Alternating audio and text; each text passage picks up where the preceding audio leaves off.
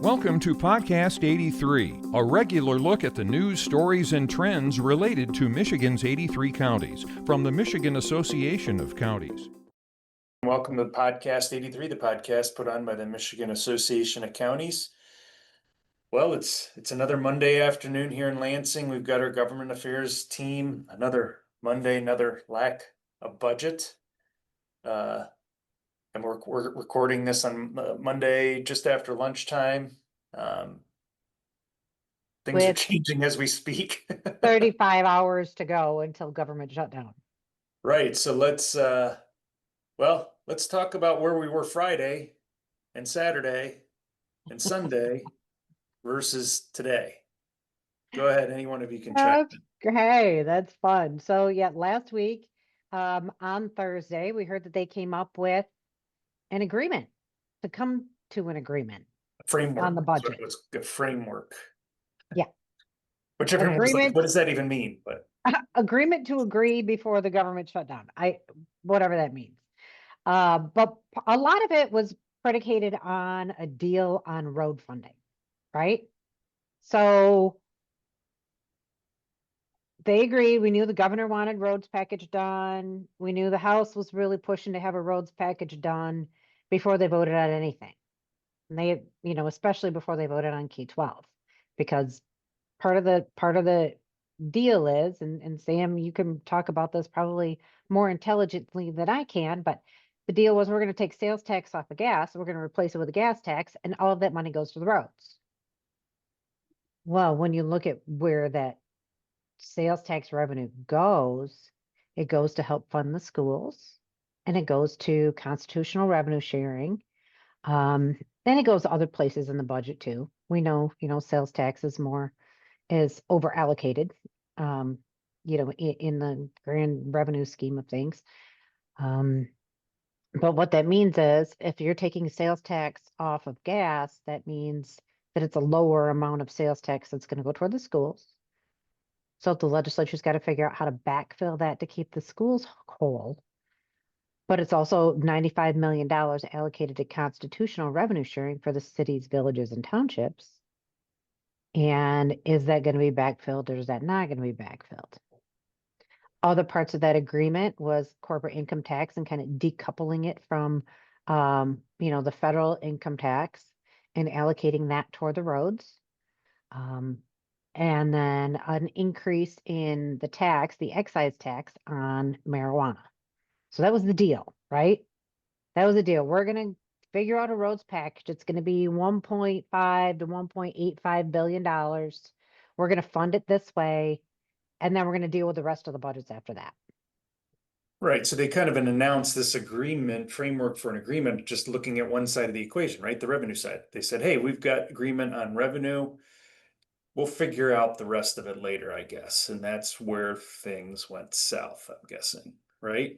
Well, on Friday, the subcommittee chairs got their targets. Now, we weren't privy to any of that information. Nobody, those who work around and lobby on behalf of their organizations or clients was privy to what those exact targets were that went confidentiality zone is what it was called, right? That everyone was in a confidentiality zone. Is that what Senator Cherry sent to me? I think that's what he said.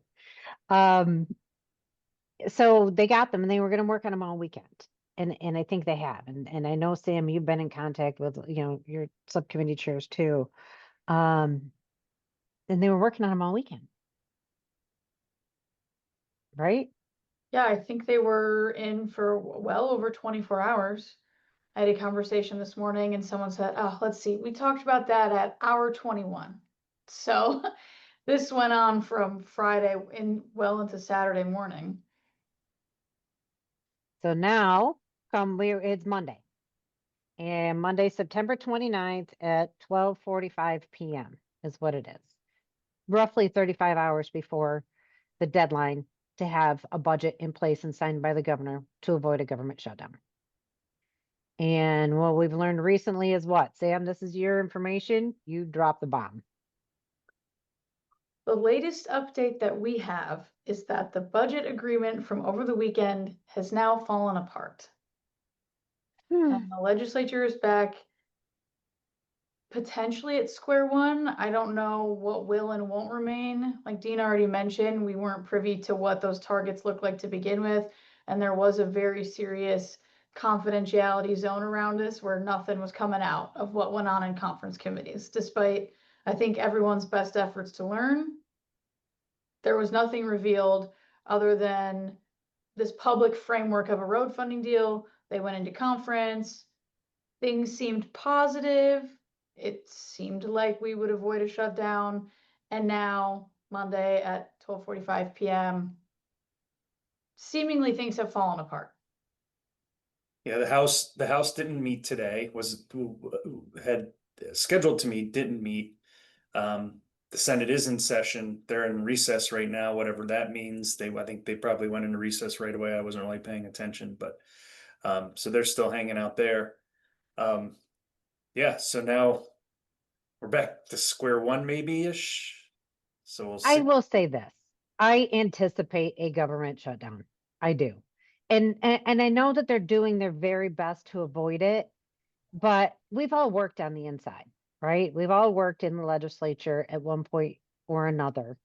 And we know how long it takes to get bills drafted, to fly spec them, to have it run through the Legislative Service Bureau and have the numbers run by the fiscal agencies and the boilerplate put together and have that whole budget bill done. It takes a long time just for that process. Yeah, even if you have an Basically the agreement. administrative process Yeah, of it. yeah. But we don't even have agreements. Mhm. We don't have details. We don't have agreements.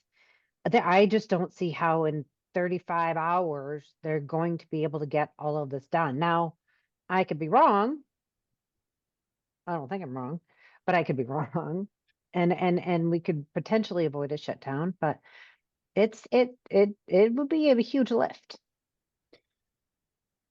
Yeah, I mean, it depends on where they left off and if they pick up where they left off and where were they in the process when they left off. A lot of things no one knows really a lot about right now because this is pretty new news within the past even hour that we're learning about it. So it's pretty quick.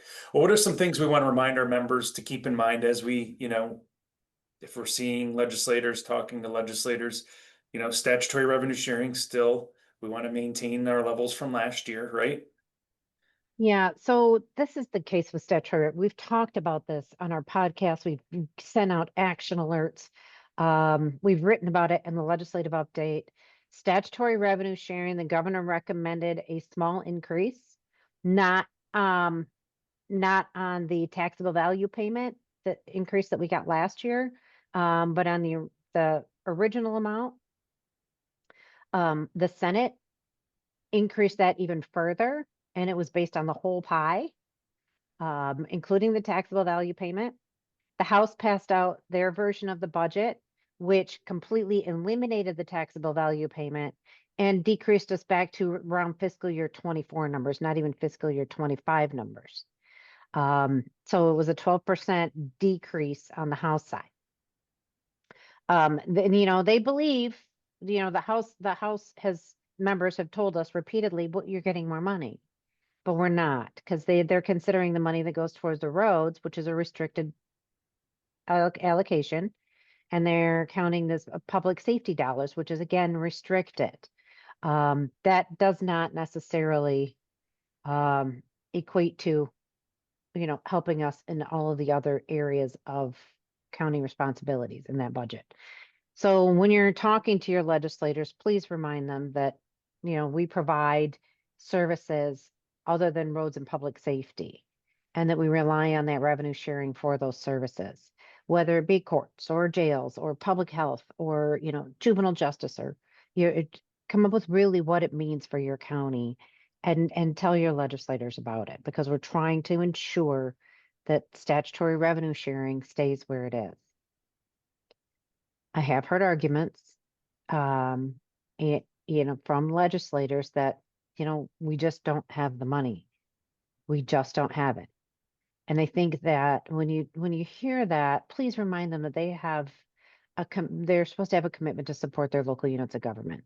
That's what revenue sharing is, sharing of the state's revenue to local units of government, and that those are vital services. They're statutorily and constitutionally mandated services that counties provide. We don't have the discretion as to whether or not we want to fund them. And we'd rather not cut them. I think that's really kind of the message that you have to put out there. But there are other things in the budget. Sam, do you want to talk about the roads, or Jimmy, you want to talk about veteran service grants? Other Yeah, things we're watching? Yeah, I can jump in with the veteran service grant. Obviously, right now there hasn't been any movement on it. Representative Julie Rogers had introduced legislation as a supplemental, which would backfill a lot of that funding.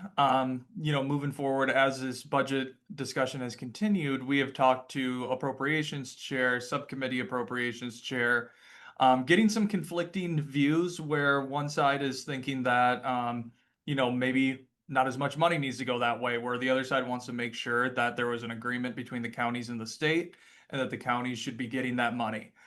So right now, this is still an active conversation, and with everything changing here in the budget, don't really know where that's gonna end up as these conversations continue. So this is just where, again, when you're talking to your legislators as well about revenue sharing, this is just another thing to bring up as well, making sure that our seniors are getting, or our seniors and veterans in particular are getting the services that they rely on. So just another thing that we're going to be watching here. As Dave, far as did the you wanna chime roads in? go, oh, I'm sorry, Steve, go ahead. No, go ahead. I was just gonna turn it over to you. Oh, thank you.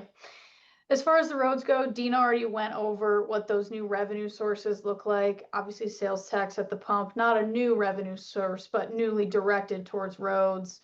The 24% excise tax on marijuana sales, which would go into newly established road funds, one being the neighborhood road fund, the other being the comprehensive road funding fund, which I'm going to call the CRFF to avoid saying comprehensive road funding fund. And then again, that decoupling from federal corporate income tax structure, and what was there? There was I'm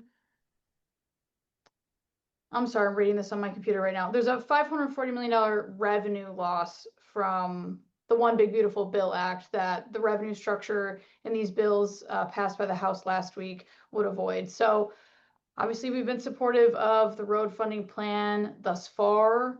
It largely prioritizes local roads. I think 1.5 billion of the 1.85 that has been proposed so far is intended to go to local roads. So we'll keep tracking that and see if any of that changes as the week goes on. And negotiations seem to fall apart, but hopefully come back together very quickly.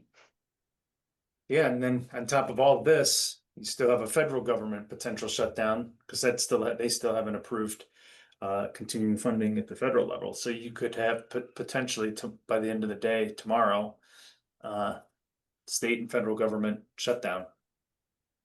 I'll be curious to see if the governor comes out and determines what those essential services are that they can maintain during a shutdown, depending on how long it's going to be. I'm hopeful it's not that long, but I'm fearful.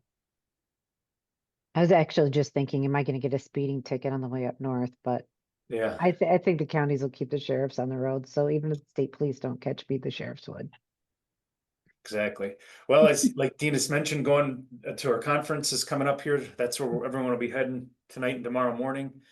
For the main day of our conference is Wednesday, so hopefully we'll see many of you up there. I'm sure we'll have up to the minute updates up there as we move through this process. So feel free to grab any one of us up there, and we'll be doing updates throughout the conference. So thank you everyone for tuning in, and I guess stay tuned. Thank you for listening to today's episode of Podcast 83.